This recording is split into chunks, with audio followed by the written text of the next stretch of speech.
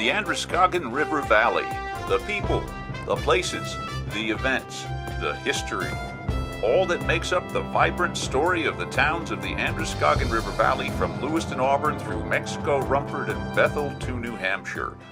Welcome to the June 2016 edition of Today River Valley. Today River Valley is the video news feature program for the towns of the Androscoggin Valley in western Maine. My name is Phil Blampede. I'm the host and producer of the program. Well, as you can see, we're not exactly in western Maine here. This is a train platform on the successful commuter rail system in New York City.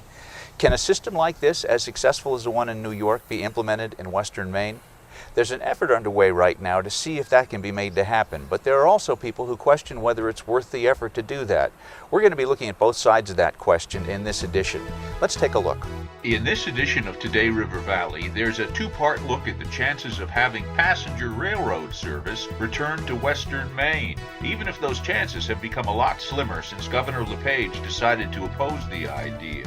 But first, there's a story about a growing annual basketball tournament that's helping the towns of Rumford and Mexico, and the remarkable story of the man who organizes it despite formidable personal obstacles. We'll be right back.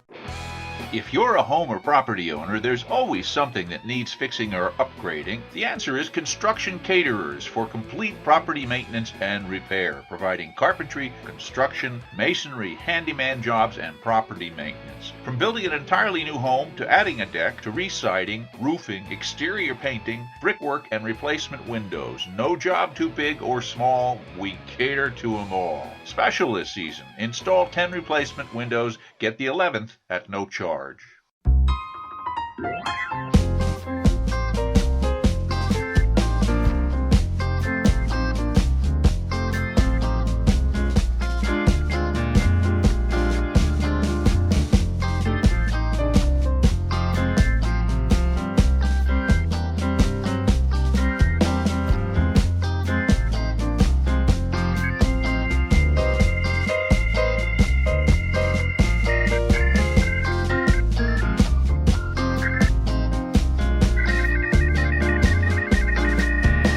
Gadgets. If you love your plants, then you need to visit Northern Roots Grow Supply on Route 26 in Greenwood, Maine, a store with one of the fullest grow store inventories around. From bulbs to ballasts, fertilizers to fans, nutrients to netting, seeds to soil, trays to trimmers, and pots to plants, customer service is our priority. We've got it, or ask us and we'll get it. We have trimmers available for rental and would always like the opportunity to bid on your next garden setup. Try us. You'll love us. Let's grow with Northern Roots Grow Supply in Greenwood, Maine. Your plants will thank you. Open 7 days a week. The thing about Pat's Pizza is that it's informal, but the food is really good. It's not just pizza. They make their own dough there, they make their own lasagna there, and it's a very comfortable place. You go in and it's a rustic post and beam interior. Portions are incredibly generous. Staff is friendly. You know, I like trying the microbrews. They have a selection of microbrews at the bar. They have a 6-page menu. It's you have to think a while before you make a choice. They have gluten-free specialties, including gluten-free carrot cake. They've been there for nearly 2 decades, and I think there's a reason why. It's a very pleasant place to find some really good food in a comfortable environment.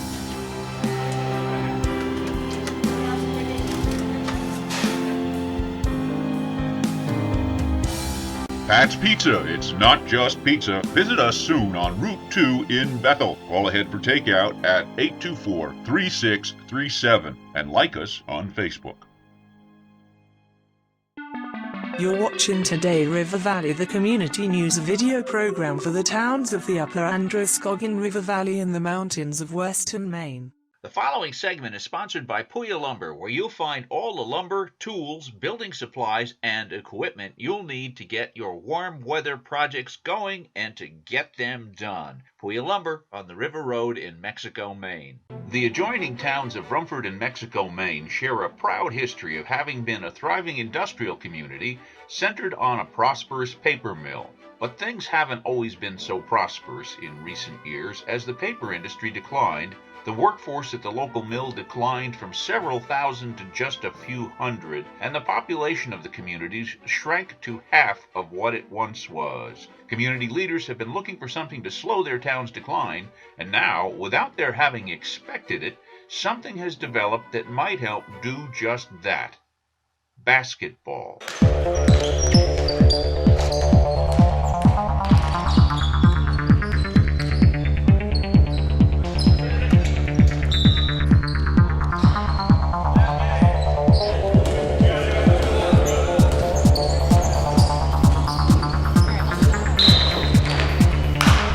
More and more teams are coming from all over the place.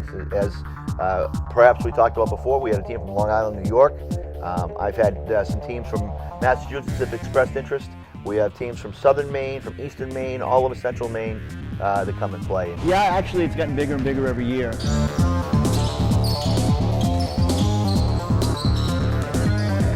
The yearly Mountain Valley Recreational Basketball Invitational Tournament has been going on for several decades, but recently it has begun to draw hundreds of visitors from several states to the Rumford and Mexico area. It is becoming the kind of special event that towns all over Maine look for to replace the revenue lost from factories closing with tourist and visitor dollars. Without anybody necessarily planning it that way, the yearly amateur basketball tournament is turning into an economic shot in the arm for its communities.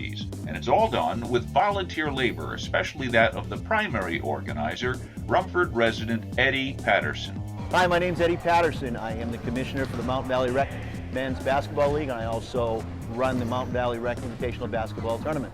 This is a men's tournament, and the tournament is designed as a fundraiser. We raise money for the Mountain Valley Athletic Boosters.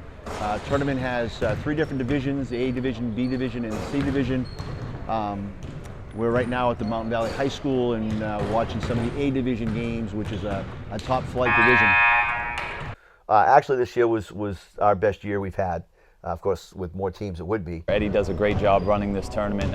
Sean Spadare, I'm here playing in the basketball tournament all weekend long. So Eddie does work hard to get all the teams in here, and by just networking with other leagues that are going on around the state. Eddie Patterson is really good at what he does. They've got a lot of teams coming from everywhere, some very good teams, high quality ball players. I've run the men's basketball league here for a lot of years. We need to have an outlet for recreation in the area. There's a tradition in this area of basketball, along with a lot of other avocation in sports too, but there is a strong tradition in basketball. There's not a lot of people that want to put the effort forth to actually organize. And a lot of people ask me, they say, why do you continue to run the league? And I said, because I played for a lot of years, people before me played for a lot of years, and there aren't a lot of formal leagues around in this area. And if I stop doing it, I'm not sure somebody else would step forth to do so. Well, the tournament kind of is an extension of the league, and kind of the same thing. I'm not looking for adulation or accommodations or any type of praise. It's great to know that we're doing this for a good cause. The money's raised, go to charity, but at the same time, the guys that play in the tournament, they appreciate the fact that there's something out there that's extremely competitive that they can come to, and they look forward to it every single year. I have people that come up to me at the end of tournaments every year and say, this is great, let's do this again next year, I'm going to look forward to it, I'm going to put it on my calendar. And I have people that contact me periodically throughout the year and say, hey, we're doing the tournament again this year? The tournament draws its teams from the world of amateur men's league basketball. These are teams of men, often put together by the recreation departments of cities and towns, who once played basketball in school and want to continue playing even as they get into middle age. Hi there, my name is Jerome Holt, and I live in Bethel, and I'm here to play in the Mount Valley Basketball Tournament, which has a A-League, B-League, and a Senior League, which I'm 57 years old, and some of the other players are 51 and 47, but we're all good athletes. We've continued to play over the years because we are competitive, and I feel as long as we can do it, we're going to keep doing it. There's the passion about basketball. People have it in their blood. They just want to continue playing. It's something that they enjoy. It's competitive. You get a good run in. It's great for exercise. But once you get that bug, or that competitive bug, you'll always have it. And even when you're retired and watching games, you wish you were out there on the floor.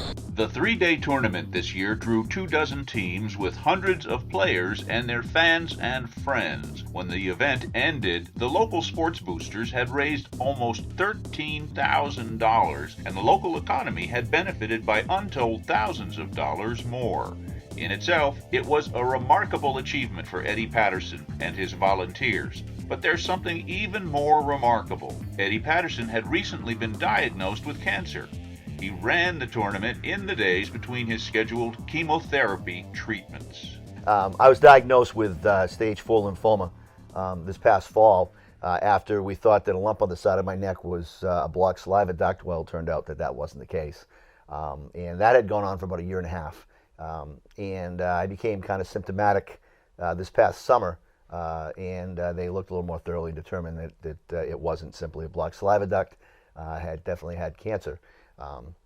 But the sessions for chemotherapy have been going well.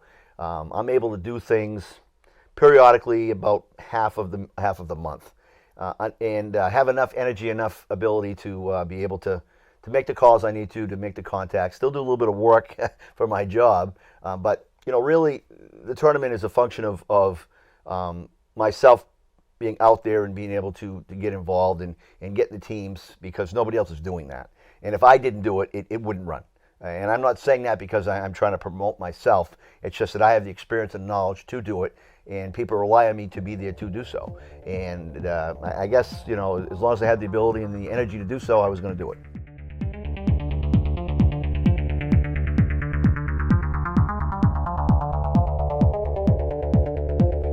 Well, this weekend went exceptional, in my opinion. We had 24 teams, which is the most we've ever had. The last year, I believe we had 20.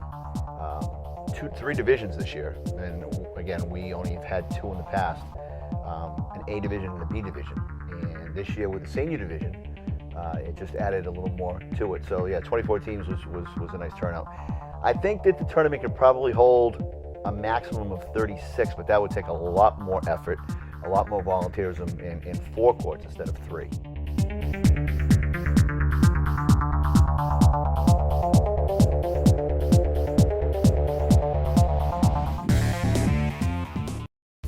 If your shoes don't feel right or your feet hurt, don't ignore the warning signs. Visit Pine Tree Orthopedic Lab in Livermore Falls, the leading provider of corrective shoes and accessories in Maine. Foot problems can lead to pain in the knee, hip, and back. At Pine Tree Orthopedic Lab, we design footwear to relieve pain or discomfort from disease, overuse, or congenital conditions. In our retail showroom, there are 4 certified pet orthotists who provide your initial foot exam at no charge. All manufacturing of your custom footwear, orthotics, and braces is done on site.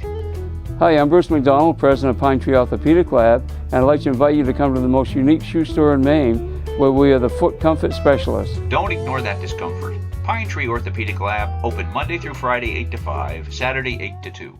The Harmon Stove Company has been in the forefront of pellet stove design and technology for over 30 years, providing easy-to-use and easy-to-clean pellet stoves, which can save you 30 to 50% on heating costs compared to oil or gas systems. At Northern Lights Hearth and Sports on Route 2, you'll find a selection of Harmon products from pellet stoves to fireplace inserts to pellet central heating systems to wood stoves. Harmon, built to a standard, not a price. Visit our showroom soon, Northern Lights Hearth and Sports, 639 Wilton Road, Farmington.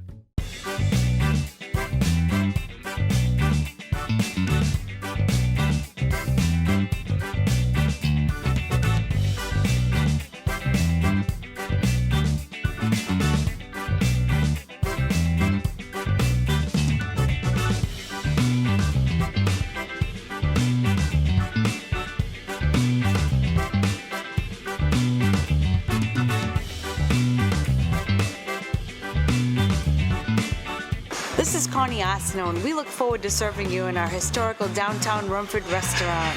Connie's Place, now open at 136 Congress Street, downtown Rumford on the island.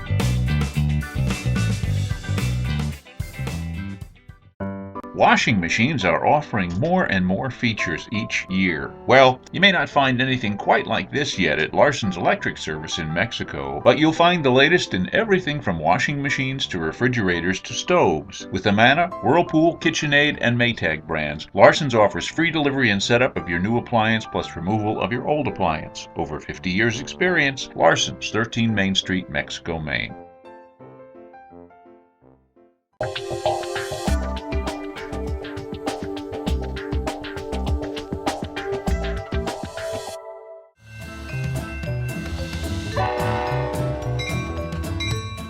It's a beautiful dream. Trains, those majestic machines, returning to the hills of western Maine, bringing convenience and prosperity, along with all the romance of traveling by rail. So I would be very excited to see a train come back to Bethel. Folks are really looking forward to it. It'll mushroom like we can't believe. People are waiting to climb aboard. I see, well, what happens with railroads is that they bring economic development with them, okay? If we can, if and when we get this in here, I think that will bring some economic development here. I think that will bring a good chunk of economic development. Those who share the dream are pushing to make it a reality, but the effort to bring passenger trains back to Lewiston and Auburn, and then to the towns of western Maine farther north, is hitting some bumpy track as questions are being raised about the political and economic realities of doing so. I went to the meetings for this current passenger rail possibility. If in my own words, I felt that it was a lot of pie in the sky. I just felt that it was something that probably wouldn't come to pass in our lifetime. The rail advocates, who are very vocal, remind me of the current political campaign to some extent. It's almost like saying, let's make America great again by bringing back all the trains. But you have to think through how it would be done. The question of how you do it becomes a major issue. The cost estimates are anywhere from 100 to 200 million to run the train, the passenger rail up to Lewiston, Auburn. And I think that is very, very expensive for the, I think, light ridership that it will have.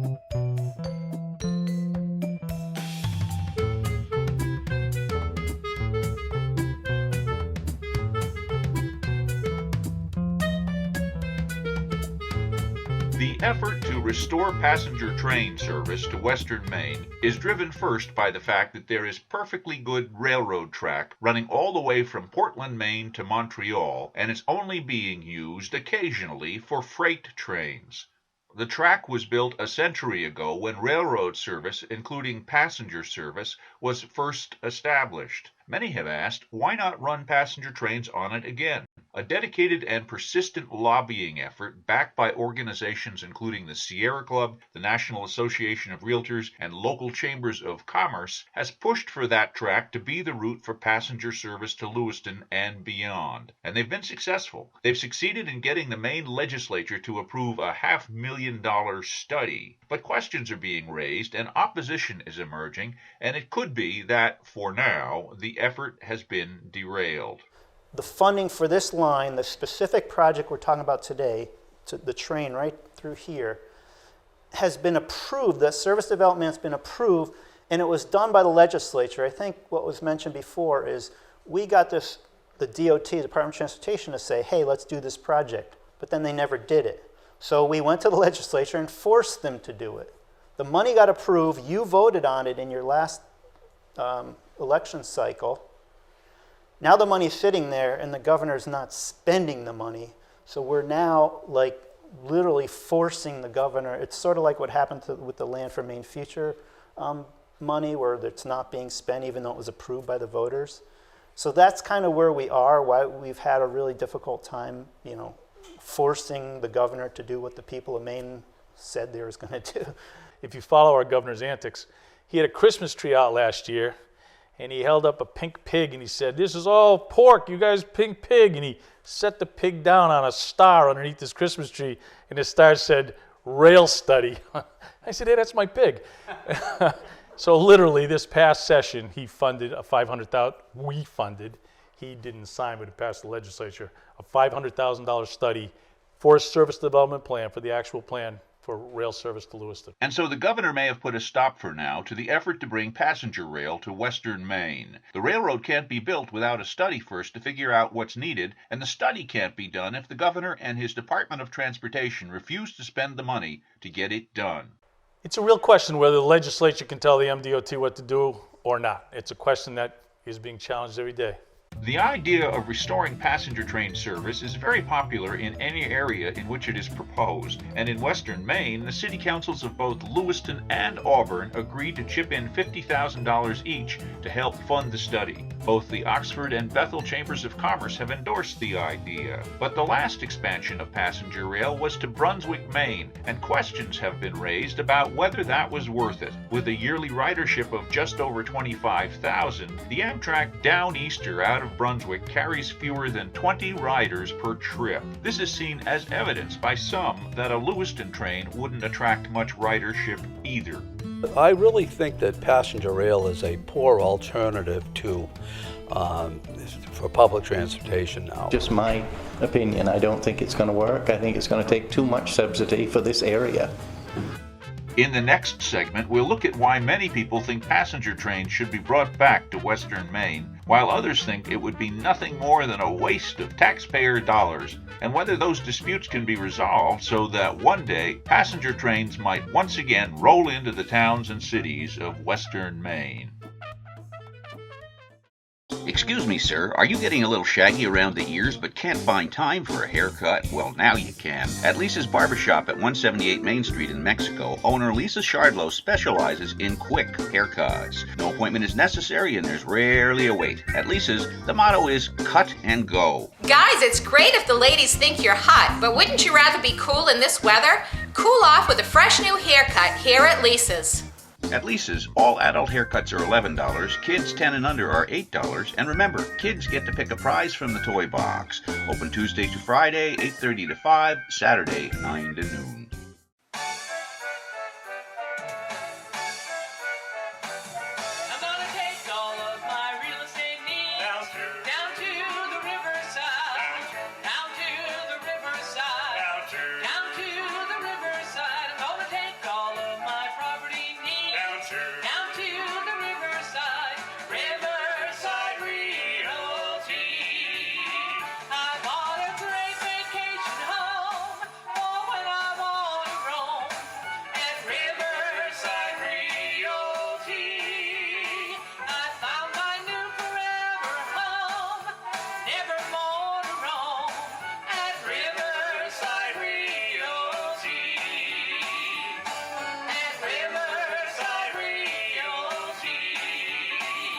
So come on in. Let us open new doors for you. After all, we are the people-pleasing agency serving all your real estate needs.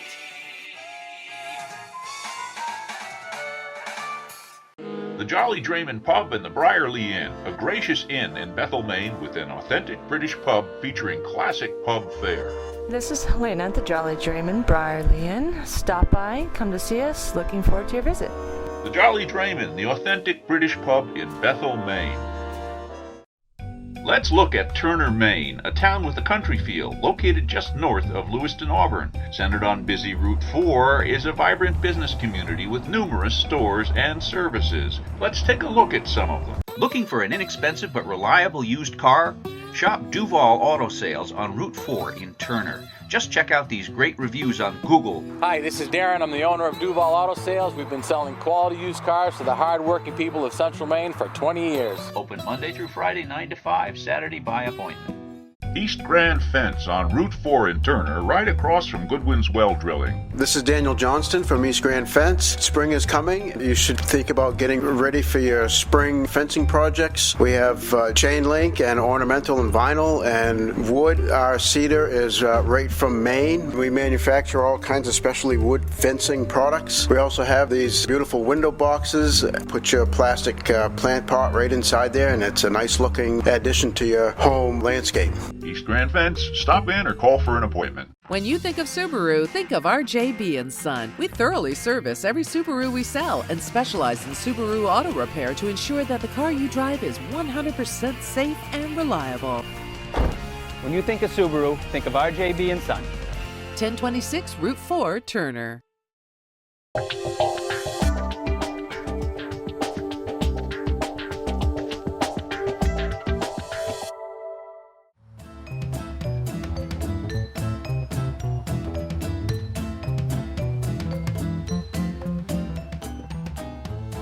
In our last segment, we looked at the effort to bring passenger rail service to Western Maine, an effort which has, for the moment, been blocked by Governor Paul LePage. Before rail service can be restored, a study must be done to plan the details. The legislature, as well as the city councils of Lewiston and Auburn, have approved money for the study, but the governor won't allow his Department of Transportation to go forward with it, so the project, for now, is at a standstill. The opposition of the governor and others is based on the concern that it will cost hundreds of millions of dollars to restore railroad service to Western Maine, but that, in the end, very few people may use it. They cite the example of the recent extension of Amtrak service to Brunswick, Maine, where trains with a capacity of several hundred carry an average of less than 20 passengers on each arrival or departure from the Brunswick station. It's been a long, well-known fact that rural passenger rail has not worked in the state of Maine. More significantly, the Department of Transportation has already done a study of transportation options. That 2010 study concluded that it would cost half as much to start a bus route between Portland and Lewiston, but that a bus route would attract twice as many riders. As a result, a bus route is under development and should be in operation next year. I think for mass public transportation, motor coach will beat it every time in terms of flexibility, economy, and a whole variety of other parameters. Obviously, to run down to Portland to an event on the train is going to be very expensive when you're thinking about the cost of the ticket, train ticket. You're thinking about the cost of a taxi cab ride to wherever you're going to, the cost of the return back to the transportation center, and the return ticket back to Lewiston, Auburn. I don't think it's going to be something that most people are going to be able to afford, quite frankly. The existence of the bus route may preclude the need for train service to Lewiston and Auburn. That creates a problem for all the towns further north, which have no chance of a bus, but do have excellent track running through towns including Oxford, Norway, Bethel, Gilead, and Berlin, New Hampshire. But unless the state invests money to improve the track between Portland and Lewiston, no trains can reach the towns further up the line, and no money will be invested if trains aren't going to be scheduled to stop in Lewiston first. Advocates say that trains reduce pollution by giving people an alternative to using their cars. So we have thousands and thousands of people every day driving their 2,000-pound piece of metal, and depending upon not only polluted oil and gasoline to run it, but also depending upon a transportation system that's made of asphalt and is about 10% oil. But if trains are running empty and people are still using their cars, it only compounds air pollution. You haven't seen pollution until you've seen an idling diesel sitting in spewing carcinogens out into the atmosphere all day. A stronger argument lies in the fact that rail service, even when it isn't heavily used, promotes economic development in the communities it reaches. Even with low ridership, Brunswick has experienced significant commercial development, much of it right next to the train station. The very idea seems to attract investors to communities with trains. Passenger trains, then, would give a boost to the small towns up the track, But with bus service to Portland about to begin, Lewiston and Auburn might not need them anymore. And without Lewiston and Auburn joining the effort, the small towns to the north have a lot less clout. There's no doubt that passenger train service would give a significant boost to the smaller towns of western Maine, but it will take creative thinking, as well as a new governor, to ever bring it about.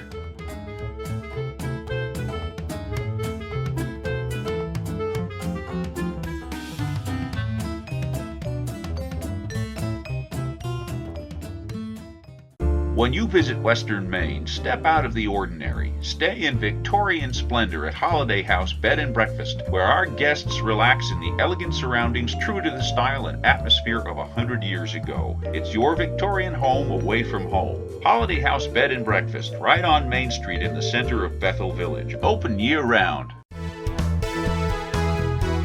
Well, that's it for the June 2016 edition of Today River Valley. Hope you enjoyed it. This is Phil Blampe, the host and producer of the program. See you next time.